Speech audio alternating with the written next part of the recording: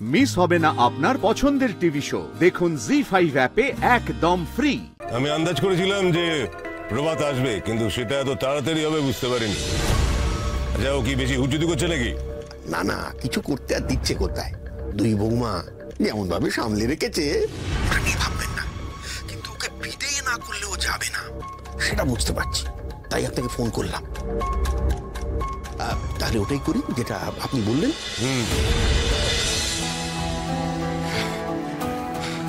না রে, তোর বড় মাসিকে ধরতে পারলাম না, পালিয়ে গেল। নাই ধরতে পারো, তাতে কি হয়েছে মেসুমনি? তুমি তো আমাকে বাঁচাতে বড় মাসির পিছনে ছুটতে গেলে, তাতেই আমি খুব খুশি।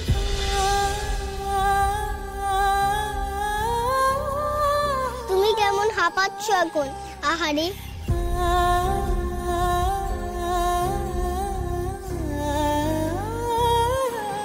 ঠিক আছে ঠিক আছে, এসব বলতে হবে না। যতই তুমি এইভাবে রাগ দিয়ে কথা বলো, আমি আর ভয় পাবোই না। আমি বুঝে গেছি তো, তুমি যতই রাগ রাগ করে থাকো, তুমি আসলে আমার খুব ভালোবাসো, তাই না গো?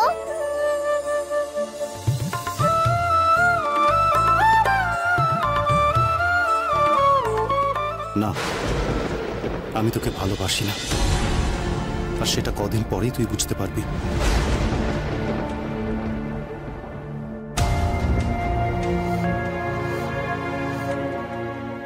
মামা, কদিন বাদেই মনে হয় কোনো বিপদ হবে গো। না না, দেরি করে যাবে না। মাসিমণি মেয়েকে খোঁজার জন্য আর বেশি সময় নেই, শিগগিরি শিগগিরি করতে হবে। কি বিড়বিড় করছিস তুই? বিবির কোথায়? আমি তো বাঘ মামার সঙ্গে কথা বলছি, সব সময় তো বলি এরকম। এখন একটু কথাটা থামা, পরে বাড়িতে গিয়ে বলিস। সাবধানে ওঠ। অনেকটা উঁচু তো, কি করে উঠবো? ঠিক আছে ঠিক আছে, তুই এদিকে আয়।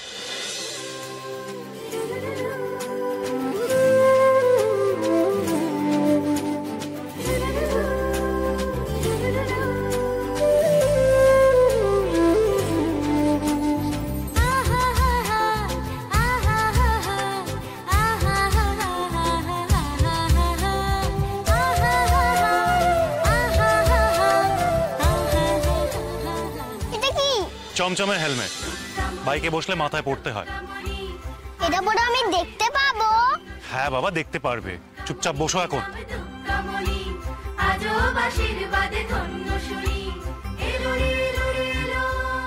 বাঘ মামা মেসমনি রাগ করে বলছিল বটে, মেসমনি আমার বাবা নয়, কিন্তু হলে বেশ হতো, তাই না বাঘ মামা?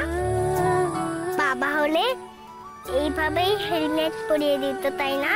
আর হেলমেট পরানোর আগে আমার জন্য একটা ছোট হেলমেট আনতো, তাই না বলো বাঘ মামা?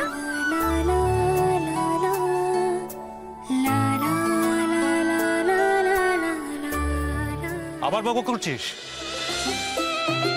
বকবক কোথায়? আমি তো বাঘ মামাকে বলছি, তোমায় কিছু বলছি।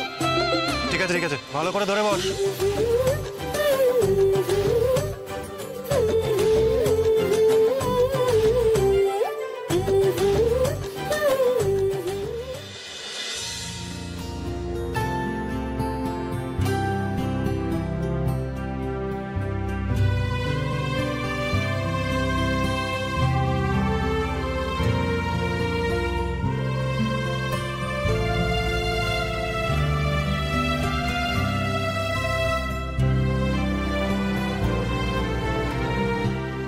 ভালো করে ধরে বসো বাঘ মামা।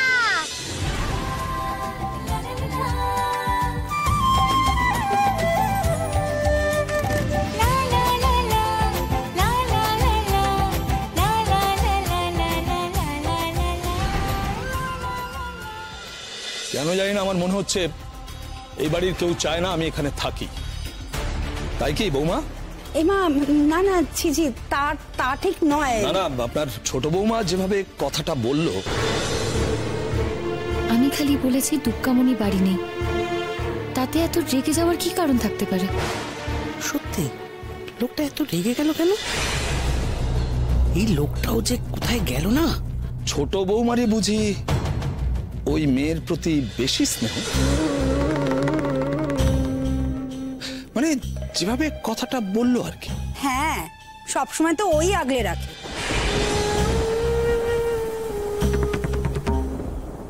বৌদিও বকে যাচ্ছে। বৌদি বললো তো আগলে আগলে রাখছো, তা এখনো কি আগলে রেখেছো? মানে আমার সাথে দেখা করতে দিতে চাও না, তাই তো? আপনি কিন্তু ভুল বুঝছেন আমাকে। এখানে সবাই আছে, সবাই জানে ও বাড়িতে নেই। আপনার কি মনে হচ্ছে কাকু আমি মিথ্যে কথা বলছি? মাকে জিজ্ঞেস করুন। হ্যাঁ, ও তো সত্যি কথাই বলছে, দুর্গামণি এখন এখানে নেই। আচ্ছা, আর বলবেন না, ও এই বাড়িতে আসার পর থেকে একের পর এক অনেক কথা বলেছ, কিন্তু থাক না। এমনি কি আর বলছি, দুঃখের কথাই তো বলছি। বলছি কি কি কি কি গন্ডগোল? আমি আপনার বন্ধুকে বুঝিয়ে পারছি না যে যাকে তাকে আশ্রয় দিতে নেই।